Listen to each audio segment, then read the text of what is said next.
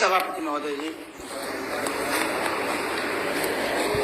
यह बहुत ही गंभीर प्रकरण है और निश्चित तौर पर जिस देश में यह कहा गया हो कि गुरु गोविंद दो उखड़े और काके लागों पाए, यानी कि गुरु को भगवान के ऊपर का दर्जा दिया गया है और आज ऐसे गुरुओं की क्या स्थिति है? क्या सरकार इतनी संवेदनहीन हो चुकी है या ये बदले की भावना में काम करना चाहती है? मैं सिर्फ यही कहना चाहूंगा सभापति महोदय कि कैसा हम तर्क कर रहे हैं। एक तरफ अगर 10 साल कोई वकालत कर लेता है तो उसको अनुभव के आधार पर जज बनाया जा सकता है और अपने देश में, प्रदेश में जब शिक्षा के लिए कहीं से कोई रास्ता नहीं सूझ रहा था तो जो गांव का टॉपर विद्यार्थी था उसको शिक्षा मित्र के माध्यम से जिम्मेदारी दी गई कि आप बच्चों को पढ़ाने का काम करें।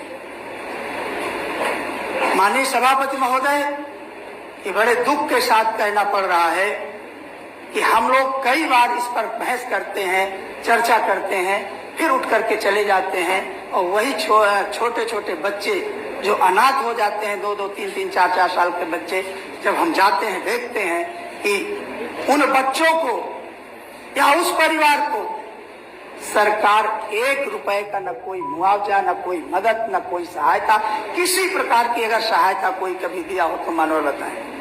मुझे लगता है कि शायद हम ग्रामीण परिवेश से आते हैं और मैं देखा करता था कि गांव में जब कोई घटना घट जाती थी तो उस दिन गांव में भोजन नहीं बनता था या उस घर में भोजन नहीं बनता था। अगर भोजन बन भी जाता था उसके गले के नीचे नहीं उतरता था। आज संवेदनाएं कहाँ ठहर गई हैं? आज एक तरफ मृत्यु का तांडव हो रहा है और हम अट्टहास कर रहे हैं। मानव, ये दुख का विषय है। एक शिक्षा मित्र अंतरराष्ट्रीय जो जसवीर सिंह बाधवा थे, पूर्व प्रदेश अध्यक्ष सूचना अधिकार का, उन्होंने कहा कि ऐसे त्रासदी भरे जीवन को हम अंत करना चाहते हैं और ये पत्र के माध्यम से उन्होंने कहा कि हम सामूहिक इच्छा मृत्यु चाहते हैं। मानवर, यहाँ मैं एक पत्र का जरूर उल्लेख करना चाहूंगा कि एक शिक्षा मित्र ने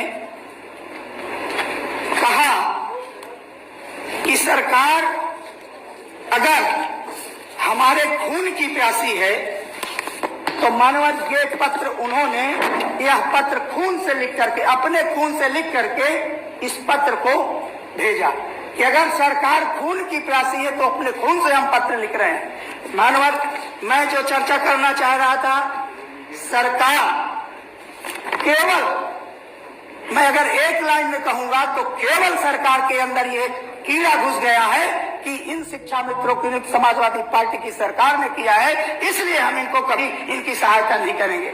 मानव, ऐसी हट धर्मता, ऐसे लोकतंत्र में माननीय नेता सदन मुस्कुरा रहे हैं। ये मीडिया बंधु अगर कहीं भी देखिए, ये खून से लिखा हुआ पत्र मेरे पास भेजा गया है। अरे हो गया, आगे बढ़िए। नहीं, आगे भी बढ़ूंगा माननीय सभापति महोदय। अगर इतनी संवेदनहीनता है, अगर इस मुद्दे को कि यहाँ एक तरफ लाशें उठ रही हैं और एक तरफ मुस्कुराहट है, तो मैं आगे भी बढ़ूंगा मानव, निश्चित तौर पर। बिल्कुल बढ़िया। नहीं, वो तो मुस्कुराहट कहाँ से है वो तो आप बेहतर जान रहे होंगे।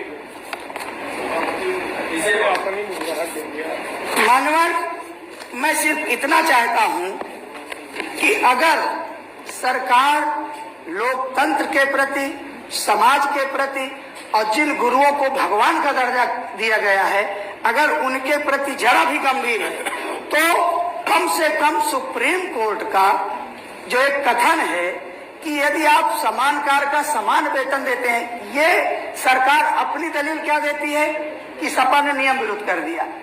अपनी बात मनवाने के लिए वही तर्क बाढ़ा कि नियम विरुद्ध कर दिया, जबकि सुप्रीम कोर्ट का स्पष्ट उल्लेख है कि आप समान कार्य का समान वेतन दीजिए। इन्हें 30-40 हजार काम रोक रहे हैं। माननीय सभापति महोदय, मैं एक आपको डायरी दिखाना चाहता हूं। ये डायरी है, इसमें क्रमवार जितने शिक्षा मित्रों की मृत्यु हुई है, जिन्होंने सुसाइड किया है, पूरा इसमें लिख करके पूरी डायरी भरी पड़ी है। माननीय सभापति महोदय, मैं ये चाहता हूं कि शिक्षा मित्रों के साथ इस तरीके का सौतेला व्यवहार न किया जाए कि कम से कम उनको इतनी स्थिति उनकी सुधार दिया जाए कि जो आए दिन वो आत्महत्या कर रहे हैं, वो आत्महत्या का सिलसिला रुक जाए। या तो सरकार ये सोच करके बैठी है कि हम शिक्षा मित्रों को एक एक करके इसी तरह अवसाद के चलते उनको हम मृत्यु करने के लिए बाध्य कर देंगे। निश्चित तौर पर इस लोक महत्व के विषय पर मैं सदन की कार्रवाई रोक करके चर्चा कराने की मांग करता हूं। कौन रखेगा विषय?